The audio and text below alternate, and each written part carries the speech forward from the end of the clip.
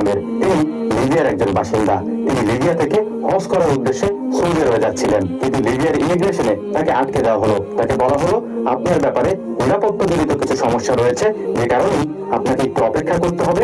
আমরা এই সমস্যাটি সমাধান করে তারপর আপনাকে এখান থেকে যেতে দিব। ঊর্ধ্বতন কর্মকর্তারা তার সম্পর্কে যাচাই বাছাই করা শুরু করলেন, তার সম্পর্কে খোঁজ খবর নেওয়া শুরু করলেন। ততক্ষণে ফ্লাইটের সময় হয়ে গিয়েছে, কিন্তু তার ইনকোয়ারি এখনো পর্যন্ত শেষ হয়নি। বাধ্য হয়ে প্লেনের পাইলটেরা, প্লেনের যে কেবিন ক্রু থাকে, তারা প্লেনের দরজা বন্ধ করে দিলেন এবং তাকে না নিয়েই উড়াল দিলেন মাঝ আকাশে। তার সমস্যার সমাধান হওয়ার কিছুক্ষণ আগেই ফ্লাইটের সময় শেষ হয়ে গিয়েছে, প্লেনের দরজা বন্ধ করে দেওয়া হয়েছে।